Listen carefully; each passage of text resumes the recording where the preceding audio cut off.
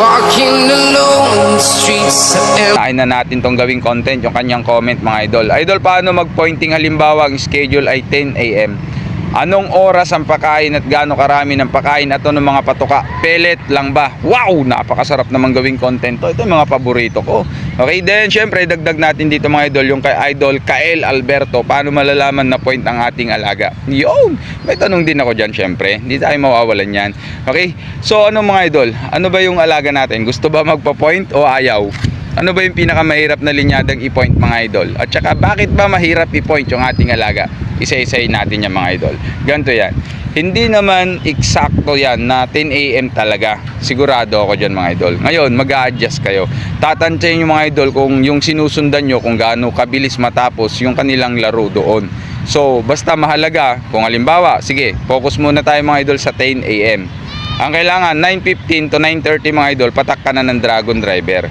Ngayon, pagka halimbawa mga idol, hindi sumakto, kailangan lang yan mga idol, 30 to 45 minutes bago ka umakyat ng gradas, nakapagpatak ka na ng Dragon Driver. O, ganun lang kadali ha. So, pangalawang tanong mga idol, ano oras ang pakain? Sisimulan natin to mga idol sa ano na, sa umaga na, yung umagang umaga, hanggang doon na, para hindi kayo malito. So, pagkagising nyo ng umaga, okay, syempre, nasa kulungan yung ating alaga nyan mga idol, dahil nakakiping ka nga. Ngayon, pagka halimbawa nilabas mo yan sa limber para magpagaspas, para mabuhay-buhay, magising-gising na siya, ma-ready na siya, makondisyon na yung kanyang ano mga idol, mood. Okay? Ngayon, magpapatuka ka na yan 5 AM to 6 AM. Naglalaro dyan mga idol. Okay? Ang ipapatuka natin, 8 pirasong kanin. Then, pitikan mo yan mga idol, haluan mo ng asukal. So, bakit yun ang ipapakain natin? Tandaan nyo mga idol, ang kanin ay carbohydrates, ang asukal ay carbohydrates din. So, parehas silang sugar na nag-create yan mga idol ng tinatawag na power. Carbohydrates kasi yan. Yan yung papasok sa internal ng ating alaga na nagtuturns to glucose. So, pag sinabing glucose mga idol, nagtuturns to power yan. Okay? The same time mga idol, 1 hour before, kailangan magpatak ka na ng reload bago siya i-travel. Okay? Huwag kayo malilito mga idol ha. Yung travel time mga idol, kailangan times 2 yung pahinga niya pagdating doon sa pupuntahan nyo. At the same time mga idol, yung box kailangan nakatagilid at hindi siya nakatalikod o nakaharap, para pagka nakatagilid nagsiswing lang siya. Less tayo mga idol dyan ng tinatawag ng lakas na mailabas niya, wasting power kung tawagin mga idol. So para ma-preserve mo yung mga inipon, inimbak natin na power, energy sa alaga, ganun ang diskarte. Ngayon pagdating doon mga idol, wag nyo muna ilabas. Okay, 1 to 3 minutes na naka-stay muna siya. Okay, para maging stable. At the same time mga idol, ilalabas nyo. Then, ang unang paglalagyan nyo mga idol, wag sa kulungan, sa limber, para mahanginan siya muna. Okay, ayun ang pinaka the best. The same time, pag nanginan yan, papagaspas yan mga idol. So, yun yung advantage ngayon. Ayan. Tapos, pagkatas nyan mga idol, okay na. Ang gagawin nyo mga idol, ilalagay na natin siya ngayon dun sa kulungan. Okay? So, yun ang gagawin natin mga idol. Then, mga idol, pag halimbawa naman sa moisture, kasi para maiwasan yung mag-off yung alaga natin. Ngayon, ang gagawin nyo dyan mga idol, ganito.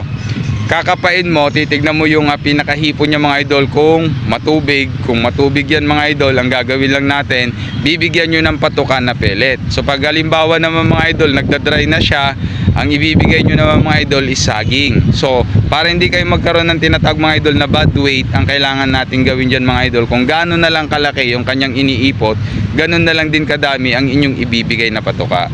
Tandaan nyo mga idol, yung pellet na ibibigay mo dry, pagka yan ay matubig ang katawan, para i-absorb niya yung tubig dun sa loob ng katawan ng ating alaga mga idol.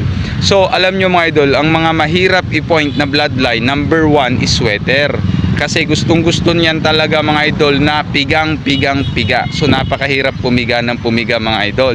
Alam nyo, tandaan nyo, pagka once na totally nagutom yung alaga natin mga idol, automatic yan, nag-early point yan, nagsasarili na yan, self-pointing kung tawagin mga idol. Kailangan yan mga idol, para maisakto mo, tatansyahin mo, binibigyan mo ng patuka, pinipitik-pitikan mo. So ang ginagamit dyan ng mga pang-point mga idol, apple, saging, pellet, kanin. Okay, so yun ang ginamit. Huwag na kayong gumamit dyan mga idol ng mga matitigas na mga carbohydrates katulad ng mais, whole corn, kahit yung crack corn o kahit yung corn grits. Huwag na kayong gumamit yan, matigas yan mga idol. So ngayon, pagka ibinabad nyo naman yung mga mais yan mga idol, pagka halimbawa yung alaga nyo ay nasanay dun sa tinatawag na dry feeding, din binabad nyo para matunaw dun sa pointing, sablay na yan mga idol. Kailangan mga idol, sabi ko, kung saan siya nasanay na patuka, hanggang sisiw, hanggang dun sa paghahanda, mga idol, yun yung patuka. Kung dry feeding siya sisiw, hanggang dun sa dulo na mga idol.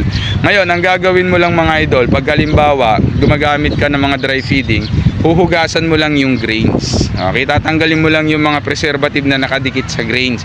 Then, para dumikit yung mga ilalagay nating powder dyan, kaya hinuhugasan lang. Pero not totally binabasa. Pero kung halimbawa, nagbababad ka, so yun, babad na yan mga idol. Okay? So, mga idol, kailangan kabisado nyo na yan dun sa tinatawag pa lang na keeping nyo. Okay? So, kailangan na isasakto nyo na yung kanyang timbang para maiwasan yung bad weight. Tandaan nyo mga idol ha, once na umulan mga idol, ang nangyayari dyan, na tumatagal na matunawan yung ating mga alaga. Yun ang totoo niyan. Okay? So, para hindi kayo malito, pag halimbawa gusto nyo malaman na nakapoint na yung alaga natin, nagiging kalmado na yan mga idol. Hindi na yun aligaga. Hindi na yan yung nabibigla-bigla basta mga idol. Yan ay alerto, kalmado, then sensitive na yan pagka may lumalapit na mga alagang iba mga idol. Okay? Iiwasan yung mga idol na itabi ang inyong alaga sa mga cock house na mga maiingay. Okay? Lalo kung kayo may dala na mga manheater, kailangan mga idol, iiwasan nyo kasi pag once na nagputak-putak, nag-ingay-ingay yung mga katabi niya, siya gaganon din. Yan mga idol ay isang uri na naglalabas na sila ng lakas. So halos mababawasan na yung lakas niya. Syempre instead of 100%, bababa na. Kung ikukumpara sa opponent, mas malakas na yung opponent mo. So kailangan ikaw yung makalamang. The same time mga idol, pagka nagpo-point kayo mga idol, titignan nyo yung drops. Okay? So ulitin ko mga idol ha, yung drops, dyan din nakikita yung moisture ng ating alaga. So pagka halimbawa mga idol, yung drop nyan, kailangan pag pinulot mo ng tissue, pag binato mo sa pader mga idol, hindi dumidikit sa pader, nalalaglag din. Okay? So pag halimbawa dumikit doon, meaning ma-moisture, matubig yung katawan ng alaga, ulitin ko, bigyan nyo ng pellet. Ngayon, kung gaano kadami yung kanyang dumi, tansyahin mo, ganun din kadami yung ibigay mo para ma-maintain mo yung kanyang timbang. Kailangan mga idol ay makikita mo yung mata niya na talagang lumalaki na halos, tapos mga idol namumula yung kanya then magaganda yung tilawak niya mga idol. Okay? The same time mga idol, yan malalaman mo na nakapoint na yung alaga natin mga idol pagka nagtatansya na siyang uminom. Kahit bigyan mo ng maraming tubig, ayaw na niyang uminom mga idol. Kasi nakahanda na ng maayos yung ating alaga. Okay? The same time mga idol, makikita mo yan sa hipo, makikita mo sa kilos yan mga idol. So kailangan ikaw yung maging mabilis mag-adjust. Wag nyo basta-basta mga idol iiwanan. Okay? Lalo-lalo na yung mga kakilala ko dyan na nagpo-point sila pero nandun sila nagtatrabisiya. Okay, medyo delikado yan. Kailangan focus kayo dyan mga idol. So, konting kibot, konting kailangan magawa mo agad ng paraan. Ngayon, pag halimbawa mga idol, pagka nagpo-point ka na ganyan, titignan mo yung mga idol. Pagka mainit yung katawan ng alaga, mainit yung paa, mainit yung muka, off na yan mga idol. So, ang diskarte na ginagawa dyan, binabasa ng konti, ini-sprayan ng konti yung kanyang muka, at the same time yung kanyang paa. Then kung medyo matagal pa schedule niya, pwede mong isprayan yung kanyang kilikili. Pero pag malapit na, iwasan mo. Kasi hindi yan masyadong makalipad pagkabasa. Kailangan tuyo yan, yung kilikili mga idol. Okay? So yan yung mga kailangan natin tandaan pagka kayo nagpo-point. Masasayang ang precon nyo mga idol at ang conditioning nyo, pati ang active keeping nyo pagka nagkaroon kayo ng tinatawag na problema dyan sa tinatawag na pointing.